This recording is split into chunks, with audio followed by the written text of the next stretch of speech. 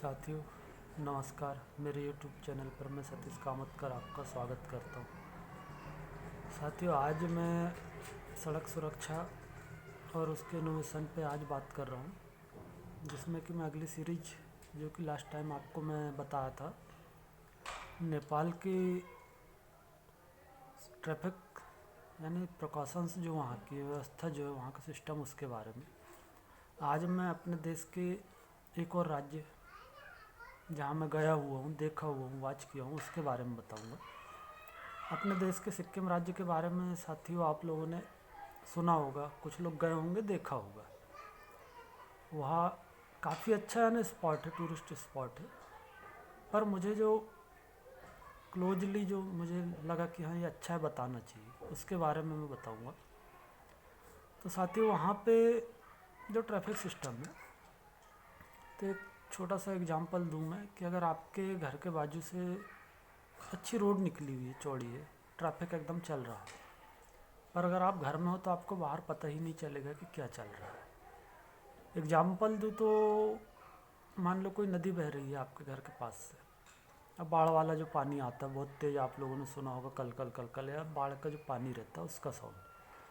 और एक वो होता है एकदम नदी शांत बह रही है, पानी एकदम साफ स्लो बह रही है, आपको पता ही नहीं कि बाजू में नदी बह रही है। कुछ ऐसा ही वहाँ का ट्रैफिक सिस्टम है। वहाँ पे क्या होता है कि वहाँ रोड पे जो ट्रैफिक चलता है, तो सबसे स्ट्रिक्ट रूल वहाँ ये होता है कि आपको लेन नहीं तोड़नी है, किसी को ओवरटेक नहीं करना है।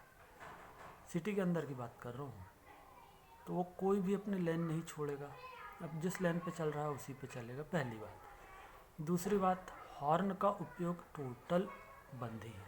इमरजेंसी में बजा सकते हो, बट उसके लिए बहुत वाचिंग पॉइंट बोला जाए, जैसे हमारे यहाँ ट्रैफिक सिस्टम को वॉच करने के लिए होता है कि ट्रैफिक पुलिस या जो भी रहती है आपके हेलमेट चेक कर रही, ये कर रही, वो कर रही, आप गलतियाँ कर रहे हो उसको वॉच करके फाइन कर रही। वहाँ पे आपके साउंड और लेन तोड़ने के लिए जगह जगह कैमरे लगे हुए हैं। और तीसरी चीज़ वहाँ पे ये रहती है कि आप हर कहीं हर कभी नहीं रुक सकते हो। आप चल रहे हो, वहाँ पार्किंग स्पॉट बने हुए हैं जहाँ पे गाड़ी रोक सकते हो, और कहीं रुकोगे तो आपको फ़ाइन होना ही होना। इस चीज़ का मैंने एक अनुभव लिया था। अब हम उस सिटी में गए तो हमें वहाँ पे होटल चाहिए थी।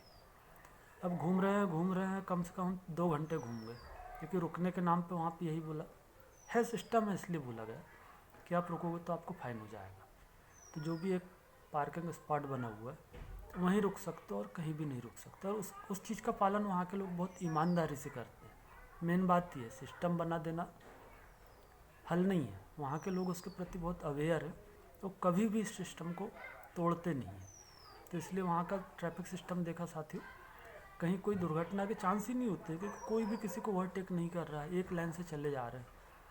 और ना ही कोई हार्न बजा के, यानी ध्वनि प्रदूषण, जो कि मानसिक रूप से बहुत प्रताड़ित करता है, ऐसा कुछ भी नहीं रहता है वहाँ पे। और पार्किंग के लिए भी वहाँ बाकायदा स्पॉट बने हुए हैं, गाड़ी आप वहीं पार्क कर सकते हो, हर कहीं कहीं भी नहीं रोक सकते। अगर आपने रोका तो आपको फ़ाइन होना ही होना है, और वहाँ पे कोई समझौता नहीं करते।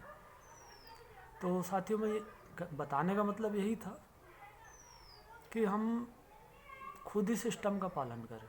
तो वहाँ मैंने कहीं भी कोई जाम जैसी स्थिति नहीं देखी, और रोड पे इतनी गाड़ियाँ चल रही हैं, बाकी लगा ही नहीं कि गाड़ियाँ चल रही हैं, क्योंकि वो सीधे अपने लेन से चले जा रहे हैं। कोई लेन नहीं तोड़ेगा, कोई ओवरटेक नहीं करेगा, कोई रश ड्राइव नहीं करेगा कि एकदम भगाए जा रहे हैं। तो साथियों इस चीज़ से हम भी कुछ सीख सकते हैं कि पालन हम ही करेंगे जब हमारे शहर में अगर ये चीज़ें लाएंगे। आज मैं सिक्किम का उदाहरण देता हूँ, बहुत अच्छा किया हुआ है वहाँ के लोगों ने, जो कि वो बोला जाए तो पूर्वोत्तर का राज्य है, बहुत दूर है हमारी, यानी बोला जाए सिस्टम से थोड़ा दूर ही कहूँगा, पर फिर भी देखो उन लोगों ने कितना अच्छा करके रखा हुआ है। तो क्या है, हम हमारे शहर में नहीं कर सकते? हम लोग मिलजुल के ही करेंगे, और होगा ही। अगर हम शुरुआत करेंगे तो ज़रूर होगा। तो साथियों और सिक्किम के बारे में बताऊंगा कि वहाँ नाथुला पास है, टूरिस्ट स्पॉट है। हमारे देश की और चाइना की बॉर्डर लगती है वहाँ। अगर कभी आप सिक्किम जाते हो तो वहाँ ज़रूर जाइए, देखिए कि हमारे देश की सेना वहाँ क्या कर रही है, किन स्थितियों में वहाँ पे वो लोग देश को सर्वाइव कर रहे हैं। हम तो घर में रात में आराम से चैन की नींद इसलिए सोते हैं कि हमारे देश के सैनिक वहाँ पे रात और दिन अपना घर परिवार छोड़ के ड्यूटी कर रहे हैं। तो एक चीज़ और बोलूँगा कि अगर कोई आपके गांव मोहल्ले पड़ोस में अगर कोई सैनिक परिवार है तो उनके प्रति सिंपैथी मत दिखाइए। वो कमज़ोर नहीं है, वो हमसे स्ट्रांग है, इसलिए वो उनके बेटे माँ पिताजी या जो भी रहे वो देश की बॉर्डर पर सेवा दे रहे हैं। पर हाँ, उनके प्रति कहीं ना कहीं आपके हार्ट में या दिल में ऐसा रखिए कि कभी उनको अगर हमारे हेल्प की ज़रूरत पड़े या कभी आमना सामना हो तो उनको एक लगे कि हाँ उनका बेटा बाहर है, ये प्राउड फील कराइए। साथियों, आज के लिए इतना ही, और मेरे वीडियो को लाइक भी करिए, सब्सक्राइब भी करिए, और क्या अच्छा कर सकता हूँ इसके लिए मोटिवेट करिए कमेंट सेक्शन में। मैं ज़रूर उस चीज़ को फॉलो करूँगा। बस आज के लिए इतना ही। धन्यवाद। जय भारत, जय हिंद।